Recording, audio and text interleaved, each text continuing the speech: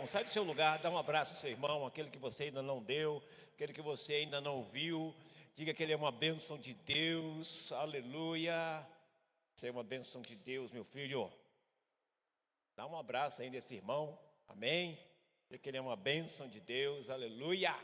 Deus é bom, glória a Deus, aleluia, aleluia. Oh, glória a Deus, glória a Deus, glória a Deus, glória a Deus, glória a Deus.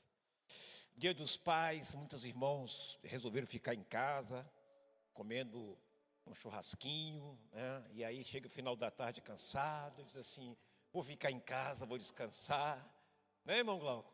Eu vou assistir aí o culto pela internet, né? Mas não é a mesma coisa, é muito diferente. O calor humano, e via internet a gente não sente o calor humano, só ouve a palavra. Eu lembro que nos tempos de pandemia,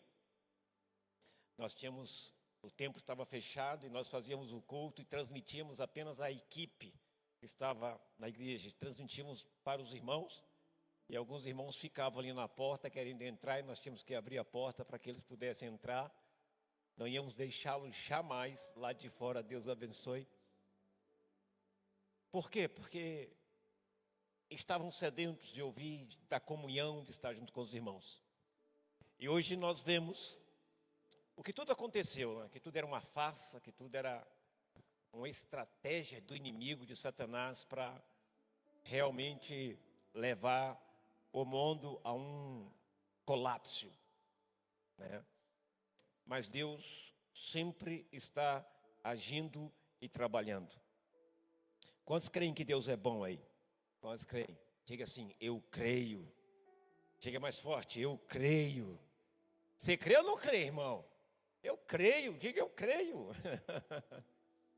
Quero falar um pouquinho hoje sobre oferta, dízimos.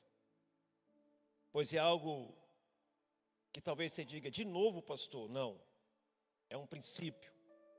E o que mais o ser humano tem feito é quebrado princípios da palavra. Quebrado princípios que Deus instituiu em sua palavra. E se nós pudéssemos entender, queridos, o poder que tem a honestidade, a fidelidade ao Senhor, nós estaríamos experimentando abundância, estaríamos experimentando a bênção do Senhor sobre as nossas casas, sobre as nossas vidas. Antes de chegar a prosperidade, antes de chegar a abundância, Deus faz testes conosco. E a pergunta que eu quero fazer hoje, estamos sendo aprovados nos testes de Deus? Estamos sendo aprovados naquilo que o Senhor determinou para que nós pudéssemos fazer? Eu sempre, queridos, eu aprendi algo muito importante. Eu aprendi que dízimo e oferta não é uma obrigação do crente, mas é uma demonstração de amor. É uma demonstração de cuidado da casa do Senhor, é uma demonstração de cuidado e de honra ao Senhor. Quando você entrega o teu dízimo, você está dizendo, eu não sou avarento. Eu amo a casa do Senhor e estou entregando meu dízimo porque o Senhor me ama e eu o amo e eu quero honrá-lo. Isso é muito importante para nós entendermos. Quando você devolve os 10%, você está não somente honrando, mas está demonstrando esse amor pelo Senhor e está dizendo para Satanás, Satanás, eu não estou preso ao dinheiro. Eu estou preso a Jesus, eu estou preso em amor, eu estou abraçado por Jesus, porque Ele me ama. E quando você oferta, você está dizendo também que você ama ao Senhor. Mas a oferta, ela parte também de um princípio. Você não oferta por ofertar. Você precisa colocar um nome na tua oferta. Quando você entrega uma oferta, você tem que colocar um nome. Você não vem aqui no gasolifácio e coloca por colocar. Seja ela uma oferta de agradecimento, seja ela uma oferta de pedido de socorro, seja ela uma oferta, queridos, que o Espírito Santo moveu você a entregar, mas que tenha um nome na tua oferta. Que seja uma oferta de gratidão, mas que tenha um nome na tua oferta. Seja a oferta, queridos, tenha a tua oferta um nome. Tenha a tua oferta um motivo. Ah, pastor, eu quero ofertar porque eu estou alegre. É o motivo, estou ofertando, porque eu me alegro na presença do Senhor. Eu estou ofertando porque o Senhor é bom. Estou ofertando porque eu sei que o Senhor já está mudando a minha história, a minha situação. Eu estou ofertando porque eu fui salvo. Isso tudo é gratidão, é manifestação do amor, é manifestação, queridos, daquilo que Deus tem feito na tua vida. Então a oferta tem que ter nome, não é qualquer oferta. Hoje é dia dos pais. Quem esteve com seus pais aqui? Quem ligou para os seus pais? Eu digo esteve, é quem ligou, quem falou com seus pais aí. Amém? Amém. Que bom, que bom. Alguns pais já não estão mais no nosso meio, não é isso? Já partiram e aí fica a saudade. Mas você tem um pai muito especial que se chama Jesus, se chama Deus. Esse é o pai que nos consola, que nos alegra e nos faz viver. Então, queridos, o dízimo, queridos, o dízimo é a maior prova de amor, da tua fidelidade, da tua quebra, teu desligamento da avareza. O dízimo, queridos, mostra o quanto você é fiel, o quanto você tem sido fiel e caminhado com Deus nos seus princípios. Pastor, o que é dizimar? Por que dizimar? Você dizima e você oferta, queridos, por um motivo. Porque você quer cuidar, ama a casa do Senhor. Pastor, meu marido dizima, mas eu não. Eu estava em um congresso, em uma ministração em São Paulo, recentemente, pregando em São Paulo. E havia um casal em que o marido dizimava e a esposa não. E eles chegaram até mim e perguntaram, pastor, isso está certo? Eu disse, não. Não está certo, por quê? Porque um tem demonstrado que ama o Senhor e o outro não. Porque a maior prova de amor, queridos, não é você dar alguma coisa, a maior prova de amor é você falar que ama e praticar esse amor, sim ou não? Sim ou não, gente? Falar que ama, todo mundo fala. Porque amor tem um preço a pagar, amor tem cuidado, amor tem zelo, amor tem abraço, amor. O que nós estamos fazendo, queridos? E ela disse, pastor, meu marido já dizima. E eu perguntei para ela assim, tá bom. Então você acha que pelo teu marido dizimar, você não precisa dizimar? Ela disse, eu acho, pastor. Agora me responde uma pergunta. Vai entrar no céu como é que é? Vai entrar coletivamente ou individualmente? Porque quem ama não trai. E quando você diz que ama e não cumpre os princípios daquela aliança, você está traindo, sim ou não? Você está traindo. E Deus não se agrada disso.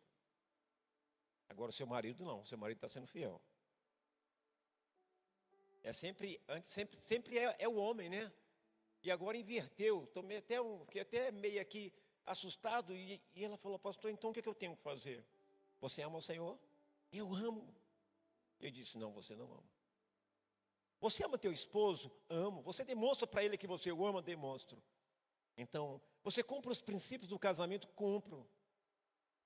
Por que você cumpre? Porque eu amo. Então, se você ama, cumpra os princípios. Isso não é uma obrigação, você pode romper a hora que você quiser. Mas quem ama é fiel.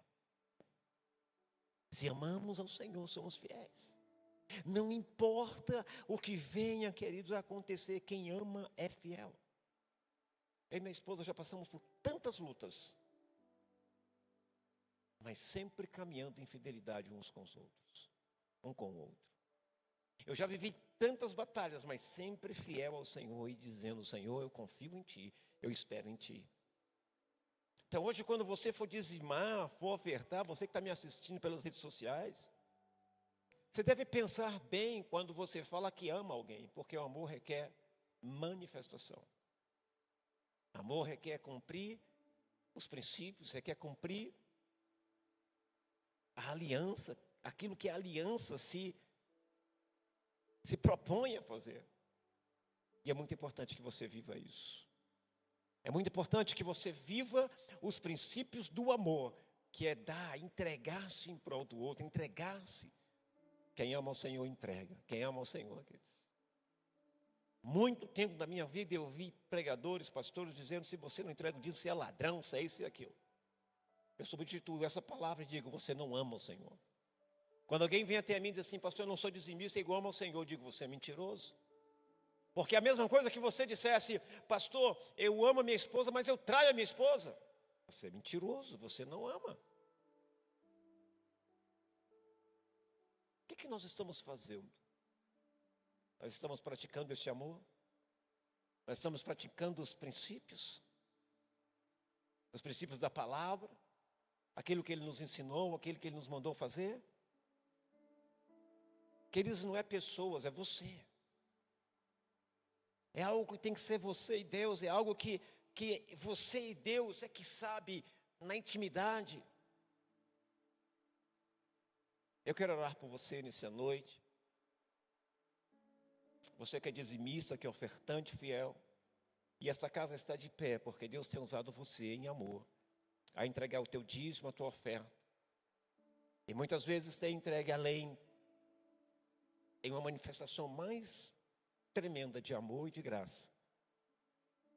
Se tua vida tem sido abençoada por este lugar, se tua vida tem sido tocada por este lugar, e eu quero dizer para você que muitas outras vidas serão tocadas através desse ministério, deste lugar. Mas tudo isso parte do princípio daqueles que amam ao Senhor e manifestam esse amor através da entrega dos seus dízimos e das suas ofertas. Algum tempo atrás eu pedi aos pastores, 2 pastores, que ficassem sempre um de cada lado, para receber o teu dízimo e a tua oferta e para abençoar a tua vida. Por quê, pastor? Porque um pastor em posição de autoridade, ele tem, queridos, essa autoridade para abençoar a tua vida financeira, para abençoar teu lar e tua casa. Não é a pessoa, é o que tem a pessoa, é o que repousa sobre a vida da pessoa. Então é muito importante que você entenda esse princípio. Se você deseja ofertar, se você vai dizimar, o QR Code está aqui atrás, tem uns envelopes atrás das cadeiras, tem o QR Code, tem o que você precisar de dados. Amém? Fica de pé em nome de Jesus, vamos orar, vamos pedir a Deus que nos abençoe. Apresenta teu dízimo ao Senhor. E diga: Senhor, está aqui a minha demonstração de amor. Está aqui a minha prova, um dos motivos pelos quais eu tenho uma aliança contigo. E manifesta essa aliança através do amor que eu tenho pela tua casa, pelo Senhor. Eis aqui essa oferta, Senhor, com o nome X, que eu quero trazer na tua casa. Uma oferta de sacrifício, eu não sei, uma oferta de amor, eu não sei, mas o que eu sei é que Deus está sondando o teu coração. E que o Espírito Santo está dizendo algo para você nesta noite, não aquilo que o pastor quer que você entregue, mas aquilo que o Espírito Santo está pedindo. Você trará até o altar e oferecerá como uma oferta de amor, e devolverá o dízimo como uma demonstração de amor ao Senhor. Pega a tua oferta, teu dízimo, eu quero orar. Você que está nos assistindo pelas redes sociais, pega a tua oferta, teu dízimo, prepara aí. Não sei se tem o QR Code no vídeo. Amém. Quero orar por você. Pai, em nome de Jesus, a cada um dos teus filhos que agora vai entregar o seu dízimo, a sua oferta, que cada um, Senhor, que tem tido consciência do cuidado da tua casa, e tem tido consciência, Senhor, e amor pela tua casa, que o Senhor possa abençoá-los, e eles possam receber a bênção dos pastores, que vão receber das mãos deles a oferta e os dízimos na tua casa, para a tua casa. Graças te damos, Deus, em nome de Jesus. Amém e amém. Você pode sair do seu lugar, entregar teu dízimo, sua oferta, enquanto o louvor ministra um cântico.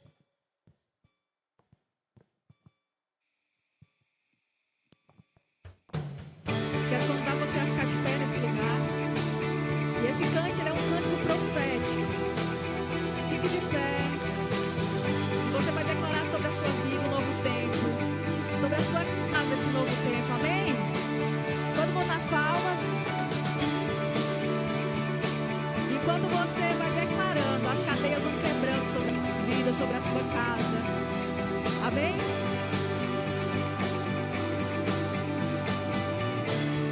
Vamos lá? Levante a mão bem alto. Bem alto. Ó. Esse é o novo tempo sobre a minha vida. Esse é o novo tempo sobre a minha casa. Você vai apontar na sua casa. O Senhor Jesus se levantou diante do trono em meu favor. Amém? Agora você vai cantar bem forte, você vai declarar sobre a sua vida. Esse é o novo tempo sobre a minha vida. Esse é o novo tempo sobre a minha casa. O Senhor Jesus se levantou diante do trono em meu favor.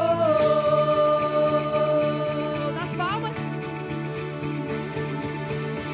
Mão lá em cima.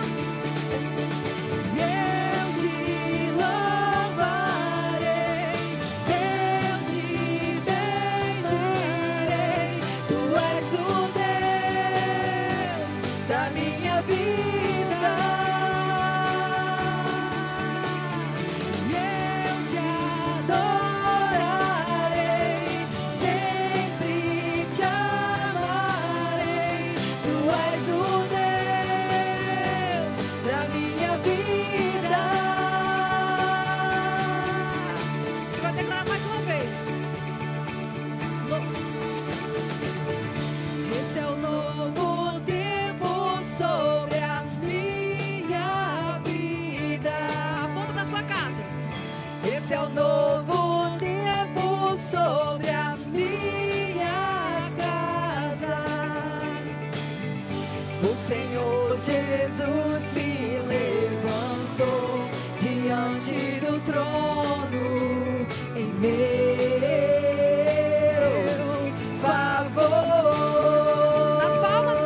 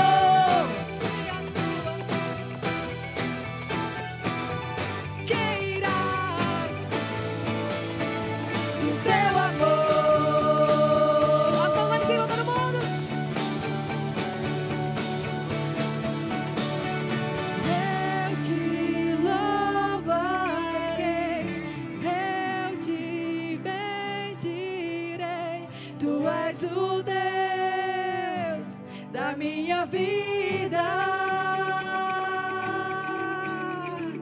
e eu te adorarei, sempre te amarei. Tu és o Deus da minha vida. Eu te louvarei, eu te amarei.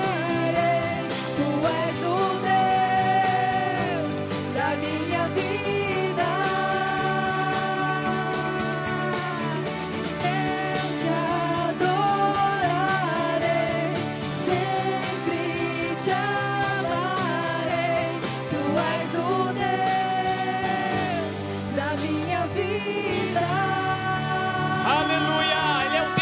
nossa vida.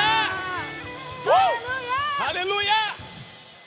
Glória a Deus, aleluia. Você pode tomar lugar. Amém, glória a Deus. Hoje é o dia dos pais, mas eu sempre sei que o dia dos pais é todo dia, sim ou não? Sim ou não? Todo dia é dia dos pais. E é muito importante que nós possamos entender isso. Pai e mãe não tem dia que não possa ser comemorado, é todos os dias mesmo. Claro que alguns colocam algumas datas especiais, uns dias especiais para isso, mas pai e mãe, sempre, todos os dias precisam ser celebrados. Amém? Amém? Vamos aprender um pouquinho? Vamos querer aprender um pouquinho aí? Hoje eu quero falar de um tema muito importante. Deus tem ministrado muito ao meu coração sobre isso, para o dia de hoje. E eu quero que você atente para esta palavra. Peço ao pessoal dos slides que fique atento, que temos muitos slides. Eu quero ser rápido, né? O pastor falou, você coloca o slide. Quero orar antes. Vamos orar, abaixe sua cabeça, mesmo assentado. Pai, em nome de Jesus, te dou graças por tudo que o Senhor tem feito. Te dou graças pelo teu amor, pela tua graça. Te dou graças, Senhor, pela tua visitação em nosso meio. Agora que vamos falar da tua palavra, agora, Senhor, em nome de Jesus, que tu possas liberar a tua palavra. Que o Espírito Santo use agora, Senhor, a minha boca para falar com o teu povo, para liberar esta palavra ao teu povo. Que o coração, a mente, os ouvidos estejam atentos, Pai, para entender o quão grande é o teu amor por cada um. Eu te agradeço, Senhor, pela tua palavra e pelo teu cuidado, em nome de Jesus. Amém e amém. Amém. Texto bíblico, Lucas capítulo 15, verso 11 ao 32. Eu quero que você fique com sua Bíblia aberta. E nós vamos passear um pouco também na Bíblia. Vamos atrás de alguns versículos, né? Alguns versículos do próprio capítulo, né? Diz assim a palavra do Senhor em Lucas 15, 11 a 32. Jesus continuou. Um homem tinha 2 filhos. Diga comigo, 2 filhos. Diga mais forte, 2 filhos. O mais novo disse ao pai: Pai, quero a minha parte da herança. Assim o pai repartiu a propriedade entre eles. Não muito tempo depois, o filho mais novo reuniu tudo o que tinha. Foi para uma região distante e lá desperdiçou seus bens, vivendo desenfreadamente. Depois de ter gastado tudo, houve uma grande fome em toda aquela região e ele começou a passar necessidade. Por isso foi empregar-se. Pastor, microfone. Por isso foi empregar-se com um dos cidadãos da região, que o mandou para o seu campo a fim de cuidar de porcos. Ele desejava alimentar-se com as vagens de alfarrobeira que os porcos comiam, mas ninguém lhe dava nada. Caindo em si, disse: quantos empregados do meu pai têm comida com fartura, e eu aqui morrendo de fome? Vou me levantar, voltar para o meu pai e dizer a ele: Pai, pequei contra o céu e contra ti. Já não sou digno de ser chamado teu filho. Trata-me como um dos seus empregados. A seguir, levantou-se e foi para o seu pai. Ele ainda estava longe quando o pai o viu, o qual, movido por compaixão, correu, abraçou fortemente e ternamente o beijou. O filho lhe disse: Pai, pequei contra o céu e contra ti. Não sou mais digno de ser chamado teu filho. Não sou mais digno de ser chamado teu filho. Contudo, o pai disse aos seus servos: Depressa, tragam a melhor roupa e vistam nele. Coloquem-lhe um anel no dedo e calçado nos pés. Tragam um novilho gordo e matem-no. Vamos comer e festejar. Pois este meu filho estava morto e voltou à vida. Estava perdido e foi achado. Então começavam a festejar o seu regresso. Diga comigo, festejar. Enquanto isso, o filho primogênito estava no campo. Quando se aproximou da casa ouviu a música e a dança. Então, chamou um dos servos e perguntou-lhe o que estava acontecendo. Esse lhe respondeu: o seu irmão voltou e o seu pai matou o novilho gordo, porque o recebeu de volta, são e salvo. O filho primogênito encheu-se de ira e não quis entrar. Então, o pai saiu e insistiu com ele. Ele, porém, respondeu ao seu pai: olha, todos estes anos tenho te servido e nunca desobedeci às tuas ordens. Entretanto, tu nunca me deste nenhum cabrito para eu festejar com meus amigos. Quando, porém, volta para casa esse teu filho, que esbanjou os teus bens com prostitutas, matas o novilho gordo para ele? O pai disse: meu filho, você está sempre comigo e tudo o que tenho é seu. No entanto, tínhamos que festejar a volta desse seu irmão e alegrar-nos, porque ele estava morto e voltou à vida, estava perdido e foi achado. Estava o quê? Perdido e foi achado. Diga comigo: estava perdido e foi achado. Diga de novo: estava perdido e foi achado.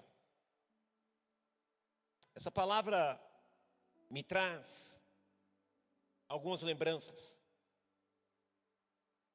Romanos capítulo 8, verso 15 também diz assim: porque não recebeste o espírito de escravidão para viveres outra vez atemorizados, mas recebeste o espírito de adoção, pelo qual clamamos Abba, Pai. Pelo qual clamamos Abba, Pai. Tema dessa palavra: paternidade. Paternidade. Qual é o tema da palavra?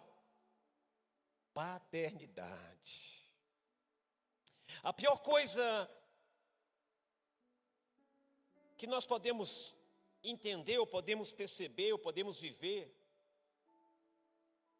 é justamente viver como órfãos na casa do pai.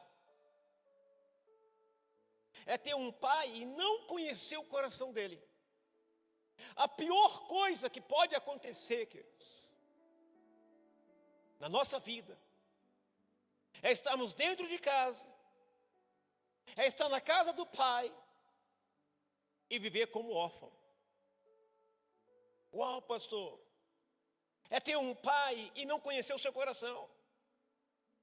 Sabe, as pessoas, paternidade, ser pai é muito mais do que apenas gerar um filho. Você gerou, então você é pai. Ser pai é muito mais do que isso. E eu quero hoje trazer esta palavra ao teu coração, para que você possa entender algumas coisas que Deus colocou no meu. Sabe, nesse dia dos pais, normalmente nós pensamos em homens que tiveram filhos, em presentes, em abraços, em lembranças e de histórias de família, sim ou não? Queremos nos reunir com nossos pais. E eu quero aqui agradecer os presentes que eu recebi dos meus filhos espirituais. Embora meus 2 filhos estejam longe, eu louvo a Deus pela vida deles.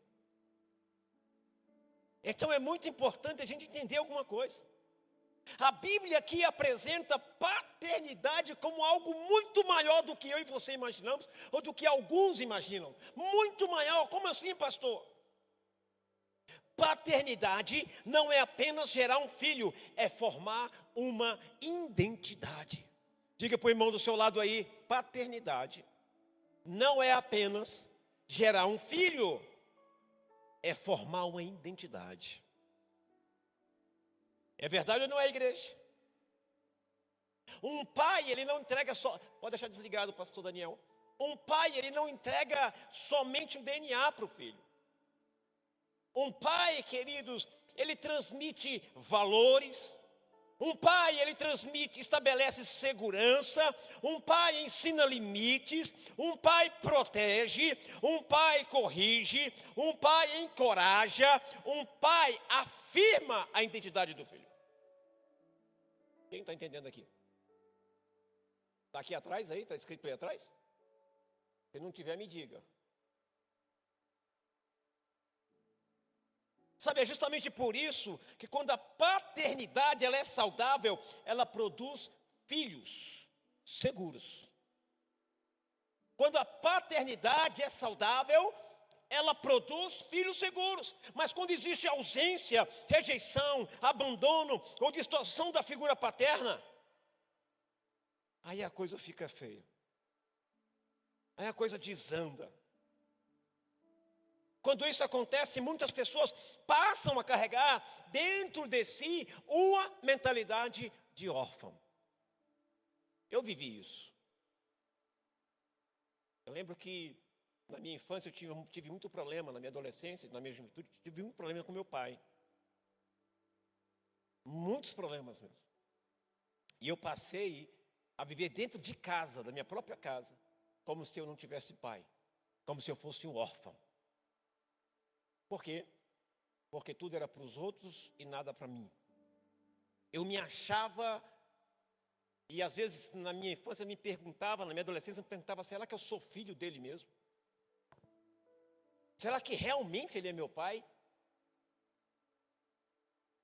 E era uma pergunta que não parava de bater na minha mente todas as vezes que ele tomava uma atitude que realmente uma atitude que era triste para mim. E aí eu fui desenvolvendo essa mentalidade de órfão tendo um pai. E a pior coisa na nossa vida é termos um pai e vivermos como se não tivéssemos pai. Vivermos como se estivéssemos em um orfanato, ou vivermos com a mentalidade de órfão. Aqui está uma importante verdade para a gente entender. Uma pessoa pode ter um pai biológico e ainda assim carregar uma mentalidade de órfão. Uma pessoa pode ter um pai biológico presente dentro da sua casa e ainda assim carregar uma mentalidade de órfão. E também pode ter perdido o pai, ter tido um pai ausente, ou ter vivido uma história familiar difícil, que é o meu caso, e ainda assim descobrir em Deus o verdadeiro coração de pai. O verdadeiro coração de pai. Nós podemos descobrir em Deus. Há alguém aqui? Qual é o propósito original, queridos, da paternidade? Nós festejamos durante o Dia dos Pais. Minha filha mandou um texto para mim imenso. Amei. Mas o propósito original da paternidade qual é? Para a gente poder entender a paternidade, nós precisamos voltar lá no começo, lá no princípio. Precisamos voltar, queridos, lá em Gênesis capítulo 1, verso 26, quando Deus disse, façamos o homem à nossa imagem. Quando Deus disse, façamos o homem à nossa imagem e semelhança, façamos. Então Deus começa a fazer o homem. No livro de Gênesis, Deus cria o homem e a mulher, e Ele estabelece uma família, sim ou não, irmãos? Uma família. Aqui nós podemos aprender que a intenção original de Deus nunca foi produzir pessoas abandonadas, inseguras e sem identidade. A intenção de Deus nunca foi, eu quero repetir para você entender, nunca foi produzir pessoas abandonadas, pessoas inseguras e sem identidade. Por quê, pastor? Porque Deus queria relacionamento quando Ele fez o homem e a mulher. Nunca foi propósito de Deus que você fosse órfão, que você se sentisse órfão. Nunca foi. O propósito de Deus era que Ele desejava e Ele queria ter relacionamento com o homem. Desde o princípio, existe no coração de Deus o desejo de formar filhos que conheçam o seu coração e reproduzam a sua identidade. Que coisa linda. Que coisa linda. É o desejo de Deus. A paternidade, ela envolve três coisas. Três coisas que envolvem a paternidade. O que, pastor? A primeira coisa, identidade. Você sabe quem você é. A segunda coisa, pertencimento. Você sabe aonde pertence, a quem pertence. A terceira coisa, propósito. Você sabe para que você existe. Quando você sabe para que você existe, você não vive pecando. Você não faz aquilo que a tua carne te chama para fazer, as tuas vontades te chamam para fazer. Porque você sabe o propósito pelo qual você existe. Um filho saudável não precisa passar a vida tentando provar que merece ser filho. Eu vou repetir. Um filho saudável não precisa passar a vida provando que merece ser filho. Como assim, pastor? Eu conheço filhos que a vida é chamando a atenção dos pais. Às vezes inconsciente faz muitas coisas e está chamando a atenção do pai.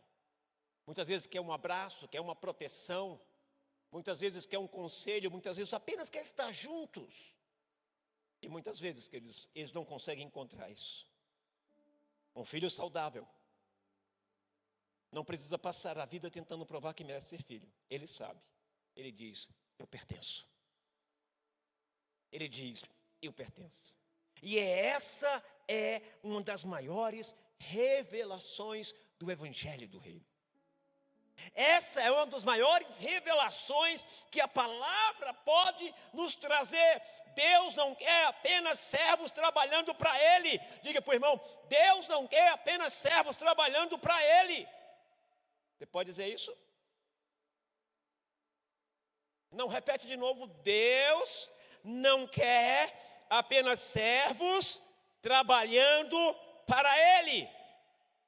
Agora olha para o irmão e diz assim, Ele quer filhos vivendo com Ele. Chega para o irmão, Ele quer filhos e filhas vivendo com Ele. Que Deus bom. Mas existem algumas coisas que eu preciso falar, e a primeira coisa é a mentalidade de órfão. A mentalidade de órfão não significa simplesmente não ter pai. A mentalidade de órfão é uma maneira de pensar e é uma maneira de viver. A mentalidade de órfão não significa simplesmente não ter pai, mas a mentalidade de órfão, muitas vezes, é uma maneira de pensar e uma maneira de viver. É quando alguém perdeu a referência de filiação e passa a viver como se precisasse sobreviver sozinho.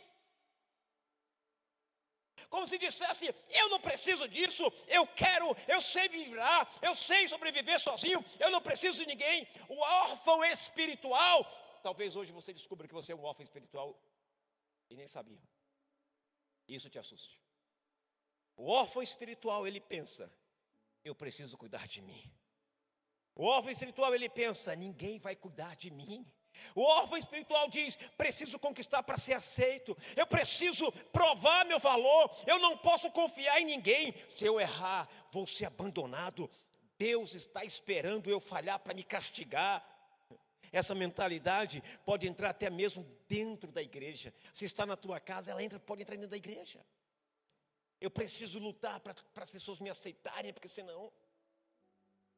Como assim está dentro da igreja, pastor? Presta atenção, essa pessoa frequenta cultos, essa pessoa ora, ela canta, ela serve, ela trabalha, mas interiormente ela continua sozinha. Estou sozinho. O que é que eu faço? Eu tenho certeza que muitos aqui, ou quase todos, já se sentiram dentro de um lugar sozinhos. Por quê? A mentalidade de órfão espiritual faz com que você não se encaixe. Faz com que você ache que está vivendo sozinho.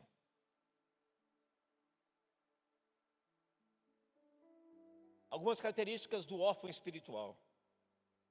A gente pode identificar claramente algumas. Primeiro, a insegurança. O órfão espiritual, ele é inseguro. O órfão nunca tem certeza de que é amado. Nunca tem certeza do que é amado. De que é amado. Será? Sempre coloca dúvida. Será que essa igreja me ama? Será que esses irmãos me amam? Será que Deus me ama? Por que eu estou passando por tudo isso? Ele não tem certeza, ele é inseguro.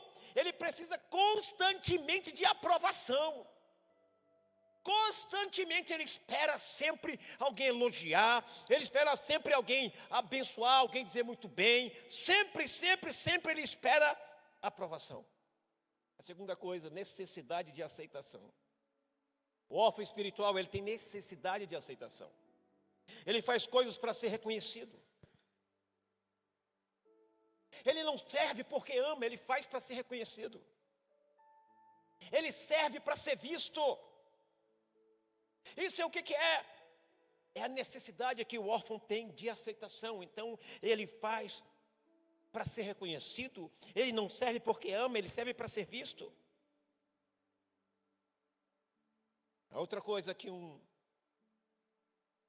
a outra característica de um órfão espiritual é competição. O órfão, ele olha para o irmão e ele pensa: preciso ter mais para provar que sou importante. Eu preciso ser mais para provar que sou importante. Que isso, pastor? É verdade? O órfão espiritual, ele tem outra característica. Ele tem medo de perder. Ele vive com medo de que alguém tome aquilo que ele possui. Ele vive com medo de perder a sua função, o seu cargo. Ele vive com medo de perder aquilo que ele tem. Por quê? Porque é o sentimento de órfão. O órfão espiritual, ele tem dificuldade de receber. Como assim, pastor? Algumas pessoas sabem trabalhar para Deus, mas não sabem simplesmente receber o amor de Deus. Sabe, coloca tantas coisas. O órfão espiritual, eles não sabem trabalhar. Desculpa, olha, eles, meu Deus. Algumas pessoas sabem trabalhar para Deus, mas não sabem simplesmente receber o amor de Deus. O amor de Deus não está consignado a você fazer isso ou aquilo para Ele. É no amor que somos constrangidos, nós fazemos porque amamos, não para chamar a atenção de ninguém. Então o órfão espiritual, queridos, ele tem dificuldade de confiar. Ora, outra característica, o órfão pensa: se eu confiar, vou me decepcionar. Jesus confiou em Judas e foi decepcionado. Jesus confiou em Pedro e foi decepcionado. Deus confiou em Moisés e foi decepcionado. Deus confiou em Josué e foi decepcionado. E Deus deixou de confiar? Deus confiou em Abraão e foi decepcionado. Mas o mais importante é que Deus nunca nos decepciona.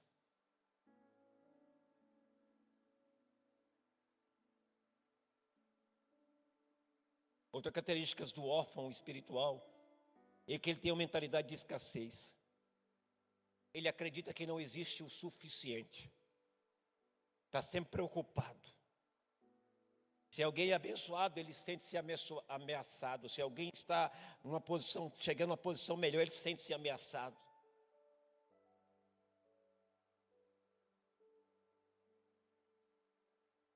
A mentalidade de um órfão espiritual é também isolamento. O órfão tem dificuldades de construir vínculos. Ele prefere ficar no cantinho dele, ele prefere ficar ali, cercadinho dele. Por quê, pastor? O órfão tem dificuldade de construir vínculos, ele prefere não depender de ninguém. Ele prefere não depender de ninguém.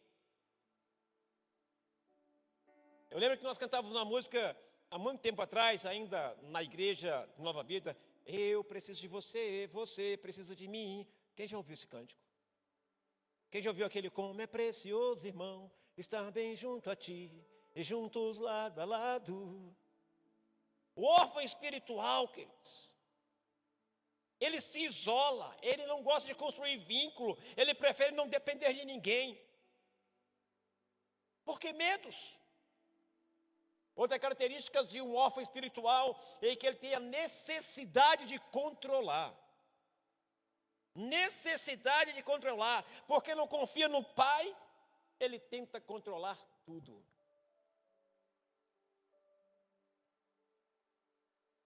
Aprenda uma coisa muito importante. O filho pródigo é a revelação do pai. Como assim a parábola do filho pródigo? É a revelação do pai. Lucas 15 é conhecido como a parábola do filho pródigo, mas existe uma maneira diferente que eu quero hoje ensinar a vocês a como enxergar essa parábola. Não é apenas uma história de dois filhos perdidos, é a história de um pai que ama dois filhos. Lucas 15 não é uma história de um filho perdido tão somente, é uma história de dois filhos perdidos e de um pai que ama os dois filhos. A parte mais forte, queridos, dessa parábola é que dois filhos perdidos e um pai que ama os dois filhos. Uau, como assim, pastor? Jesus começa essa parábola dizendo assim: certo que certo homem tinha dois filhos. Mantenha a tua Bíblia aberta em Lucas 15. Certo homem tinha dois filhos. Observe que eram dois filhos.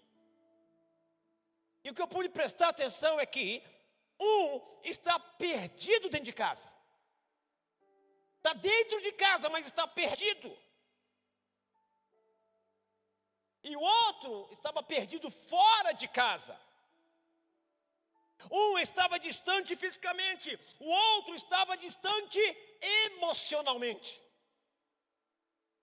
Emocionalmente. Mas aqui tem uma observação: o pai amava os dois. O pai amava os dois. O que ficou em casa, o mais velho, tinha tudo ao seu redor, mas ele não tinha relacionamento com o pai. E a prova disso é que ele pede, e eu quero mais na frente falar para vocês sobre isso. Quando o filho volta, nós vemos que o filho mais velho vai reclamar com o pai, dizendo que o pai nunca deu um cordeiro para ele. E o pai diz: tudo era teu, você nunca pegou.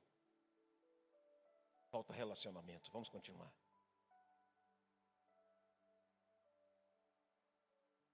Um filho está perdido fora de casa. O outro estava perdido dentro de casa. Um estava distante fisicamente, o outro distante emocionalmente. Mas o que é mais lindo aqui é que o pai ama os dois. Oh, glória! O filho mais novo, olha, o órfão que foi embora. O filho mais novo, o órfão que foi embora. O filho mais novo diz: pai, dai-me a parte dos bens que me pertencem. É como se dissesse: pai, eu quero aquilo que o Senhor pode me dar, mas eu não quero o Senhor. É como se o filho dissesse: pai, eu quero aquilo que o Senhor pode me dar, mas não quero o Senhor. Quantos filhos recebem heranças do pai depois que o pai morre? Mas esses filhos nunca mais falaram com o pai, há anos longe do pai. Mas o pai morre e eles recebem herança. Não havia mais relacionamento com o pai. O filho mais novo chega: pai, eu quero aquilo que o Senhor pode me dar, mas eu não quero o Senhor. Quantos estão dizendo isso para Deus? Deus, eu quero a bênção, mas eu não quero o Senhor. Pai, eu quero o que o Senhor pode me dar, mas eu não quero o Senhor.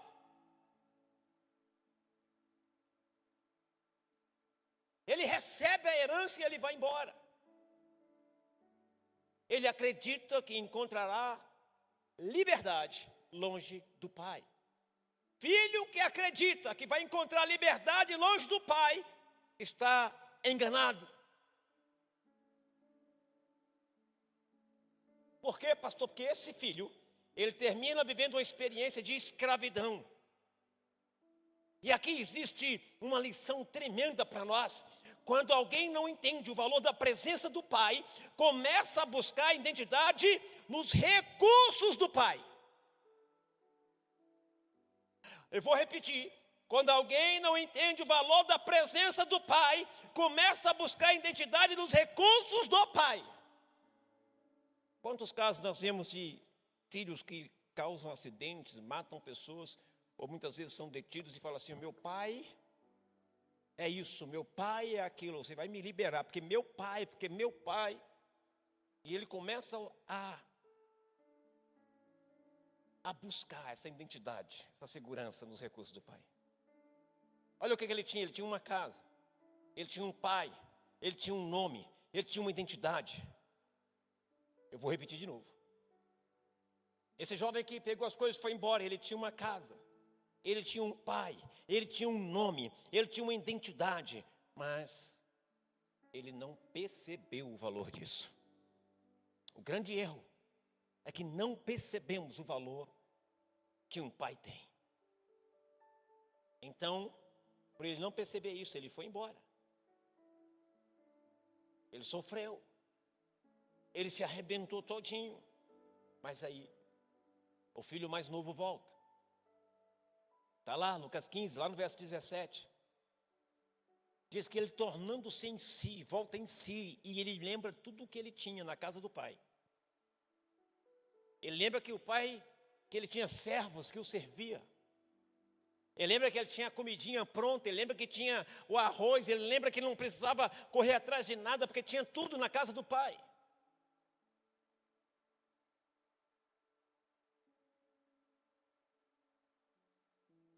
Olha que frase linda. Ele diz, o texto diz, ele caiu em si. Em outras palavras, ele percebeu que na casa do pai existia pão. Havia uma escassez imensa, havia fome na terra, mas na casa do pai havia pão. Ele percebeu que na casa do pai havia pão, havia vida. E o que ele faz? Então ele decide voltar. Mas olha só a mentalidade com a qual ele volta. Qual a mentalidade? Ele sai como filho e ele volta com que mentalidade? Ele volta com a mentalidade, queridos, de escravo, de empregado. Presta atenção no que eu vou dizer. Ele prepara um discurso. Ele diz assim: quando chegar diante do meu pai, eu vou dizer: pai, eu pequei contra o céu e diante de ti. Já não sou digno de ser chamado teu filho. Olha o discurso que ele prepara. Ele prepara todo um discurso para quando chegar diante do pai, ele poder declarar e o pai recebê-lo de volta como o quê? Como um empregado, como um servo, ou até mesmo como um escravo, eu não sei. Mas ele preparou o discurso. Ele estava, Senhor, eu não sou digno, pai, eu não mereço, pai. Ele estava disposto a voltar para casa, mas não acreditava que ainda era filho. O texto mostra isso. Ele já não mais acreditava que ainda era filho. Mas ele queria voltar. Mas a mentalidade dele, na mente dele já não havia mais a palavra filho. Havia a palavra empregado, como um dos servos. Ele pensa, talvez eu possa trabalhar como empregado. Essa é a mentalidade de um órfão. O filho quer voltar para casa, mas não consegue acreditar que ainda pertence à família. Eu estou falando de mim. Eu não acreditava que pertencia à minha família.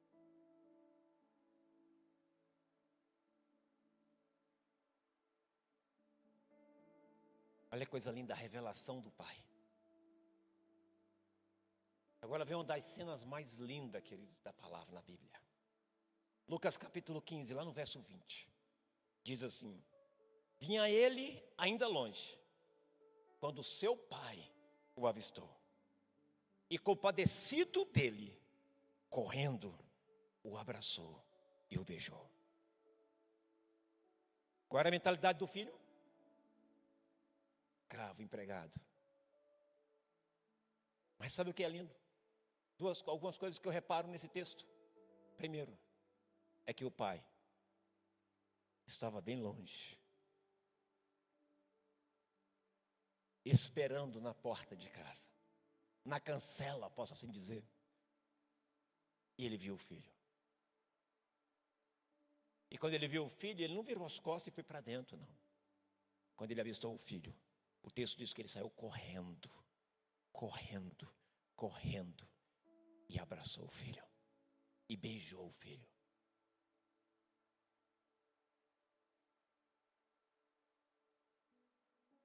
Veja a atitude do pai. O pai viu, o pai se compadeceu, o pai correu, o pai abraçou, o pai beijou. O filho queria fazer um discurso. O filho preparou um discurso, mas o pai preparou a restauração do filho. O filho preparou todo o discurso, mas o pai já estava tudo preparado para a restauração da relação com o filho. Talvez você diga, eu não sou digno, eu sou isso, eu sou aquilo.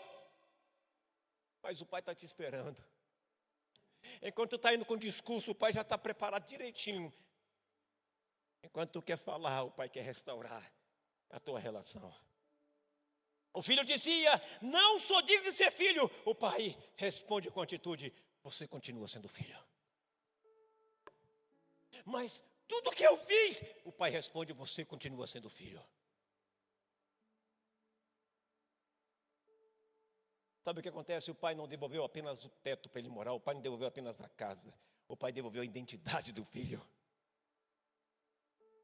Hoje Deus está restaurando, está devolvendo a sua identidade nele. A identidade que você perdeu, a identidade que você jogou fora. O pai está dizendo, filho, eu já te avistei, você voltou, eu vou te abraçar, eu vou te beijar, e eu não quero saber, eu quero restaurar o relacionamento meu com você. E sabe o que é mais lindo? Olha, o pai não devolveu apenas a casa, ele devolveu a identidade. O pai manda trazer a melhor roupa, manda trazer um anel, manda trazer sandálias e faz uma festa. Tudo isso representa restauração.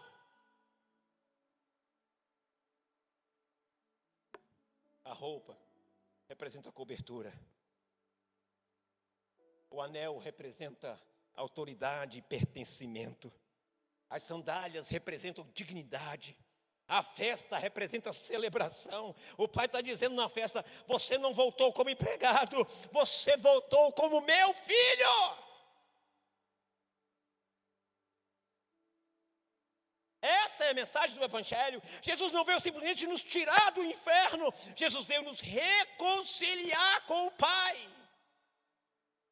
Jesus não veio simplesmente nos tirar do inferno, Ele veio nos reconciliar com o Pai. Você andava com o Pai, nós andávamos com o Pai, Adão e Eva andavam com o Pai no Éden, que eles andavam lado a lado, e ele rompeu por causa do pecado, e o homem se separou de Deus, mas Jesus veio religar-nos com o Pai, Jesus veio novamente trazer relacionamento com o Pai, Jesus é a ponte. Tem alguém aqui comigo? Olha o filho mais velho. O órfão dentro de casa. O órfão dentro de casa. Eu acho que esse aqui sou eu. Era eu dentro de casa. Como eu me sentia dentro de casa. Agora temos outro problema. O filho mais velho estava em casa.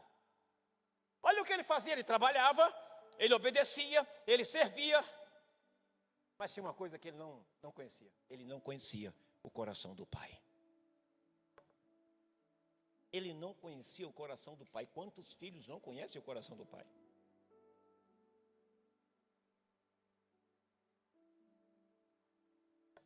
Quando ele soube da festa, ele ficou indignado.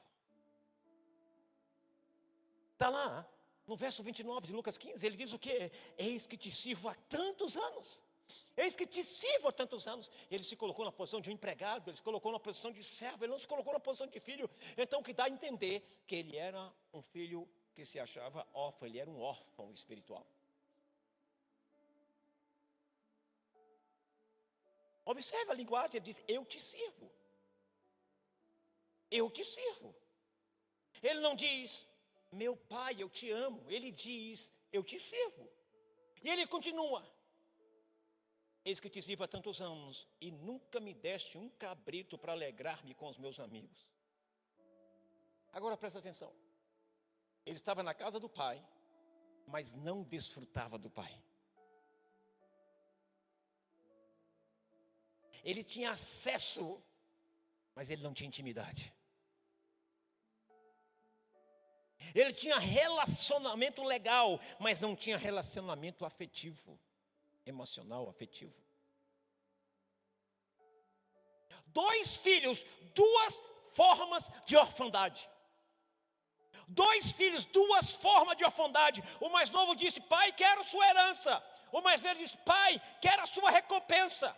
Um abandonou a casa, o outro permaneceu na casa, mas os 2 precisavam conhecer o coração do pai.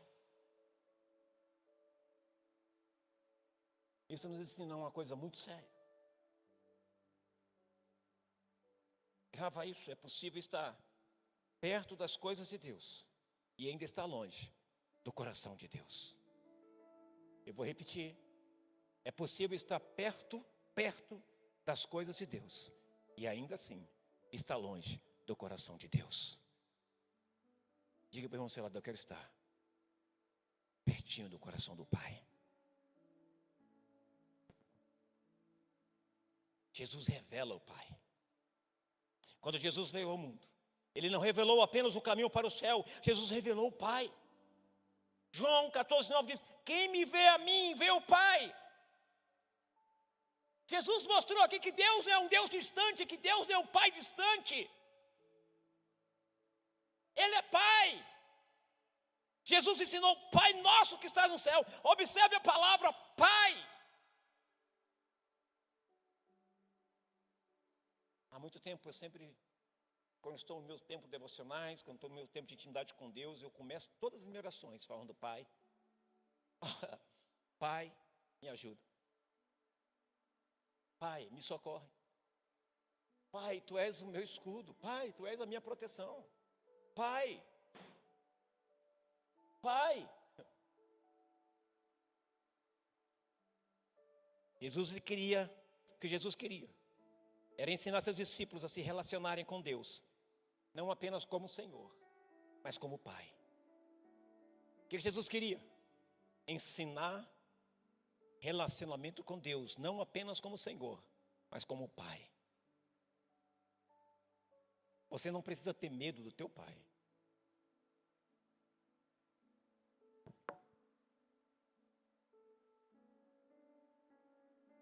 Conheça o coração do Pai. A paternidade espiritual, a Bíblia também apresenta o princípio da paternidade espiritual. Paulo diz aos Coríntios, porque ainda que tivesses 10.000 aios em Cristo, não tereis, contudo, muitos pais, porque eu, pelo Evangelho, vos direi em Jesus Cristo. Como eu disse no começo da palavra, diz que alguns filhos espirituais me presentearam. E aí eu digo para você que paternidade espiritual não substitui Deus. É muito importante você entender. Por quê? Porque Deus é o nosso Pai perfeito. Mas Ele usa as pessoas para nos ensinar, para nos discipular, para nos corrigir, para nos encorajar e ajudar no processo de crescimento. Um pai espiritual não cria dependência da sua pessoa. Ele ajuda o filho a desenvolver dependência total de Deus. Do Pai. Qual é o papel do pai espiritual? Qual é o meu papel como pai espiritual de muitos? Um pai espiritual saudável, ele gera. Ele ajuda pessoas a nascerem e crescerem na fé. Um pai espiritual, ele protege. Ele não permite que o filho caminhe sozinho em ambientes que podem destruí-lo. Um pai espiritual, ele ensina. Ele transmite conhecimento e experiência. Um pai espiritual, ele corrige. Porque correção também é amor. Um pai espiritual, ele encoraja. Ele ajuda o filho a enxergar aquilo que ele ainda não consegue enxergar em si mesmo. Um pai espiritual libera. O pai espiritual não prende o filho, ele prepara o filho para cumprir seu chamado. Uma das maiores provas de paternidade saudável é conseguir celebrar quando o filho cresce.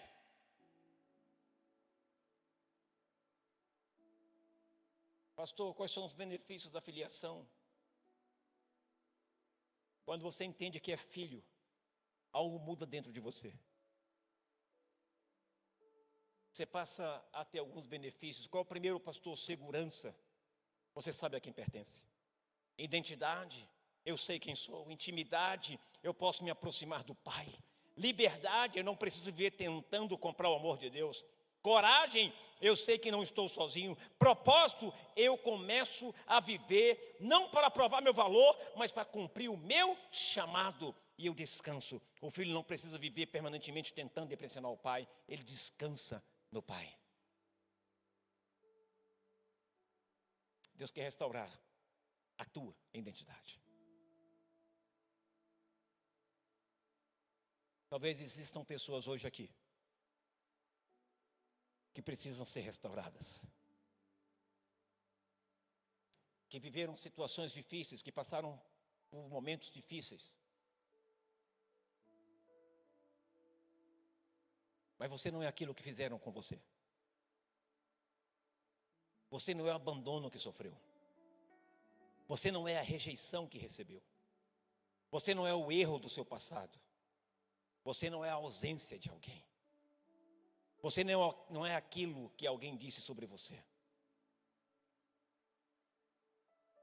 A sua identidade não precisa ser construída a partir daquilo que faltou.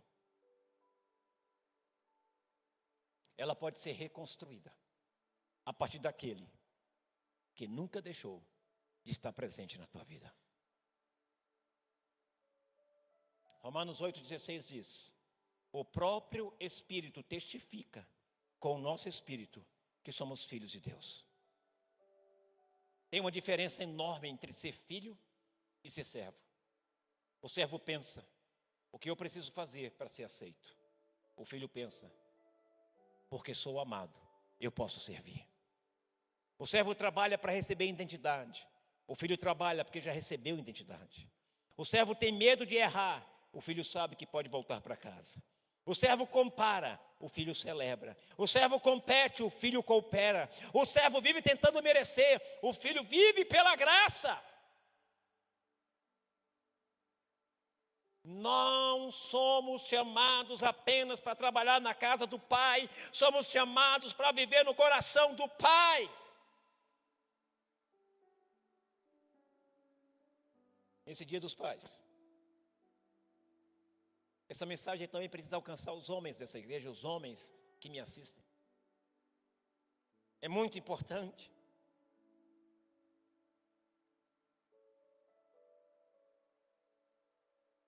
Pais, nossos filhos precisam muito mais do que apenas provisão financeira. Eu estou dando um arroz, feijão, está muito bom, dou tudo que eles precisam, um celular, eu dou roupa, dou isso, aquilo. Nossos filhos precisam muito mais do que isso. Eles precisam da sua presença. Eles precisam do teu abraço, eles precisam do relacionamento, eles precisam ouvir e sondar, ele precisa encostar a cabeça no teu coração, no teu peito e sentir, ouvir o barulho do teu coração. Eles precisam ouvir: pais, eu amo você, eu acredito em você, eu tenho orgulho de você, você pode errar e conversar comigo, eu estou aqui, pais.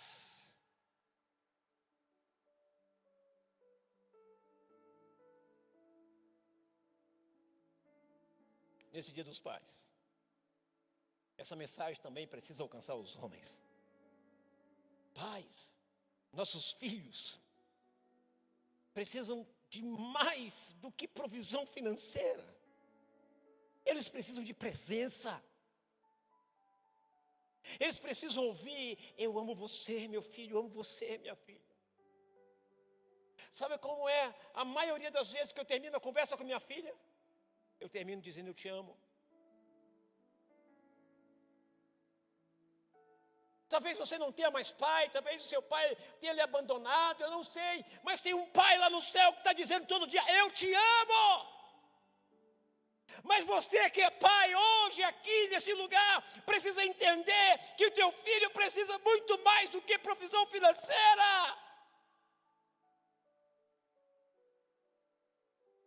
Eu saí do filho pródigo para ser aquele pai. Espera. Espera. E que espera. Nossos filhos precisam ouvir, eu amo você. Nossos filhos precisam ouvir, eu acredito em você, filho, eu acredito em você, filha. Nossos filhos precisam ouvir, eu tenho orgulho de você. Nos meus livros que eu escrevi, todos eles, está lá o nome dos meus 2 filhos. Às vezes eu coloco, vocês são a minha inspiração. Você é a minha inspiração. Mesmo longe, distantes, um dia que se eu faltar, eles vão pegar esses livros, eles, quando abrirem os livros, eles vão ver, uau! Eu falando para eles.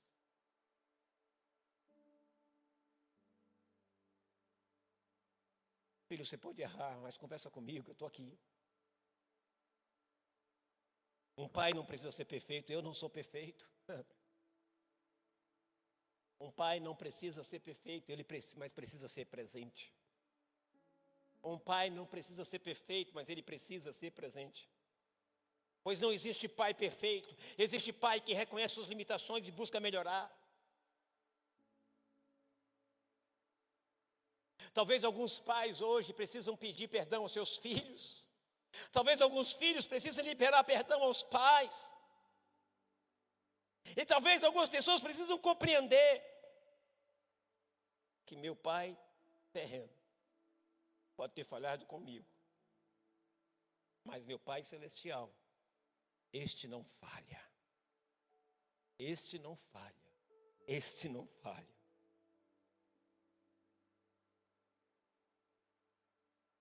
Talvez você esteja aqui hoje e perceba que, embora esteja dentro da igreja, ainda pensa como órfão. Você tem medo, se sente sozinho, tenta provar seu valor, você tem dificuldades de receber amor, você vive tentando merecer aquilo que Deus deseja lhe dar pela graça. Hoje esse pai está dizendo, volte para casa. Não volte tentando negociar. Não volte tentando provar alguma coisa. Volte como filho, como filha.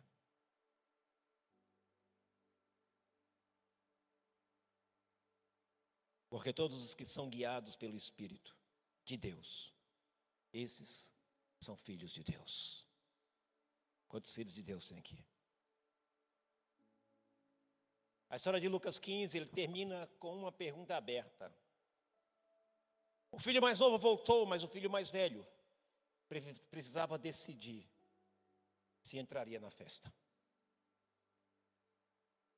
Isso significa que essa parábola não termina apenas com uma casa aberta. Não termina apenas com uma casa aberta. Ela termina com um convite. O convite do pai, dizendo entre. O convite do pai dizendo entre. Entre.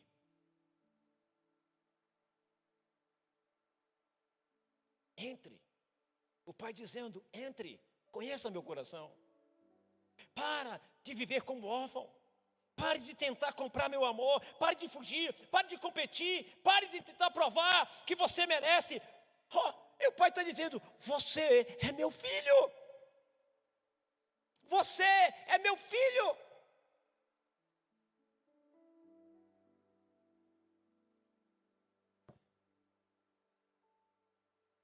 A maior restauração que Deus pode fazer na vida de alguém não é apenas mudar suas circunstâncias. É restaurar a sua identidade de filho. Quem conhece o coração do Pai, nunca mais precisará viver como órfão. Fica de pé, quero orar por você.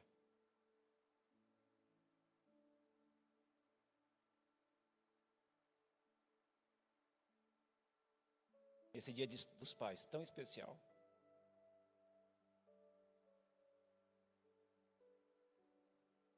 Que você possa ter recebido essa palavra no teu coração.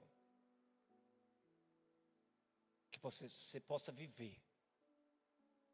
Não com uma mentalidade de órfão, mas a partir de hoje com a mentalidade de filho. Você é filho.